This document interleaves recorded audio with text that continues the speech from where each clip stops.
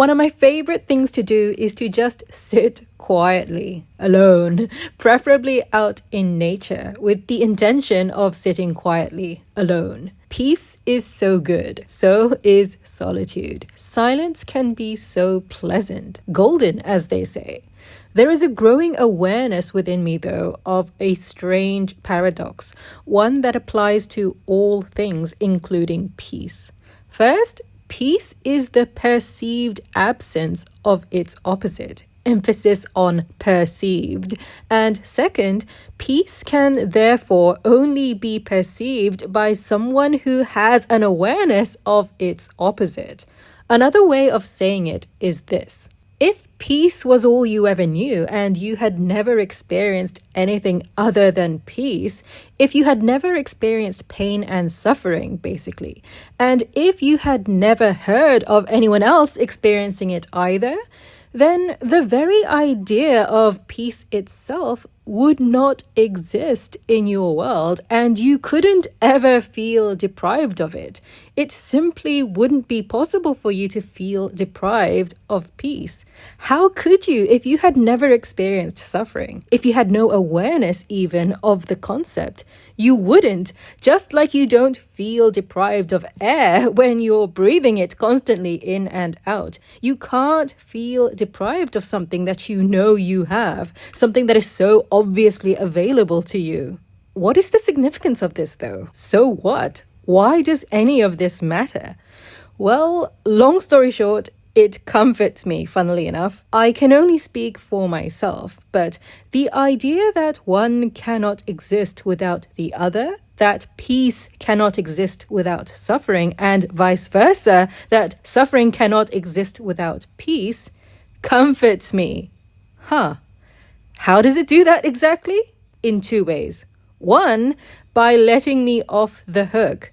Since there can be no peace without suffering, the idea of getting rid of pain and suffering once and for all, forever and ever, is futile, which is great, which is actually good news, not bad news. Why?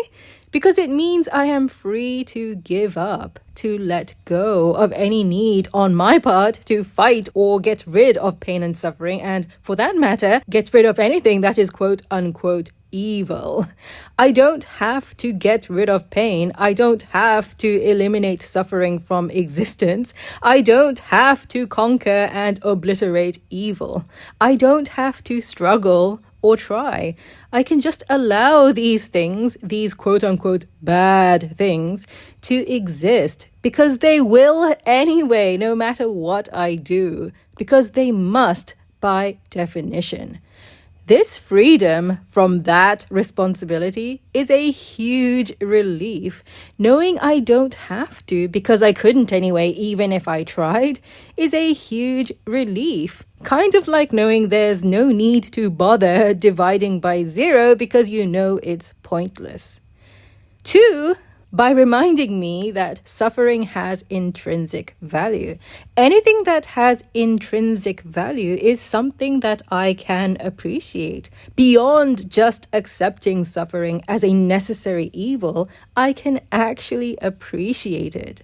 What is the value of suffering? Well, suffering is, oddly enough, evidence of my well-being, because if I am suffering, it must mean that I am alive and aware. Two conditions that, funnily enough, happen to be the exact same conditions required for me to perceive peace. Suffering is a reminder of peace. Suffering is a reminder that it always feels good to me to move away from it, away from suffering and towards peace, that is. And what's more, peace is always available. Peace is available in every moment in which I am alive and aware. That means peace is available even in the midst of my own pain and suffering. It is never out of reach. Ever had a day when so many things go wrong, yet you end up feeling strangely at peace anyway? Maybe you just saw no solution to the mess, and once you knew it was futile to fight and struggle and try to fix things, you felt a welcome sense of relief. There was no more sense of urgency or hurry. Sometimes there is comfort and hope in knowing that there's nothing to be done but to simply accept that things are the way they are. You tell yourself things like, that's life, that's the way the cookie crumbles, it is what it is, and you feel a genuine sense of peace, of being all right with the mess that once confused you and caused you to panic and stress and worry.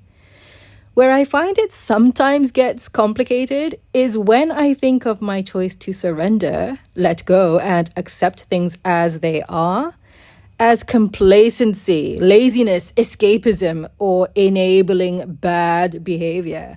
That I should at least try to do something to overcome the suffering. That I shouldn't see things as futile. That I should never give up. That I should valiantly struggle and find a way to overcome the problem. Sometimes it takes me a while to remember and realign, and it usually begins with the recognition of a force that is far greater than my own, a power and an intelligence and a love that far exceeds my minuscule human understanding. When I recognize a love that is so whole and complete, one that loves me as I am in every moment, a love that loves me at my best and loves me at my worst. And when I do, this is what I remember, that it's okay. All of it.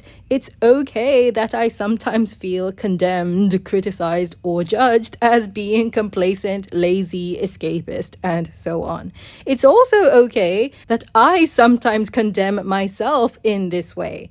It's okay that I do struggle and fight and try to fix things sometimes before eventually accepting the futility of doing so. That I am allowed to do that because I am free, and being free means having choices, including the choice to feel condemned for being lazy, complacent, escapist, and so on. I am allowed to choose to struggle, try, justify, and explain. And I am also allowed to choose to just give up and surrender. I am allowed to judge harshly, and I am allowed to accept peacefully. Everything is possible. Every choice is available to me because I am free. The idea that I am not free, that I have no choice, is an illusion. And what a relief it is to know that I am always free, that peace is always present and available to me when I choose to see it, that peace is always there, that peace is always here, that peace is always within, that I can't feel deprived of peace as long as I know I have it, as long as I hold it in my being, as long as I remember that it is always available, as readily available as the air I breathe. Peace is so readily available, peace is so present everywhere, just like the air I breathe, that even pain and suffering, everything that is the opposite of peace, they are themselves reminders and evidence of peace. Peace is there when I perceive no pain or suffering because peace is the absence of its opposite. But peace is also there when I do perceive pain and suffering, because in my surrender and acceptance of pain and suffering, I find comfort and relief. Peace is always there. All I have to do is remember that and to recognize its existence, its eternal presence. And the more I practice remembering and recognizing and choosing peace, the better I get at it. Not better at fighting evil and eliminating suffering, but just better at remembering and recognizing and choosing peace, of being dominantly aware of peace and dominantly unaware of its opposite.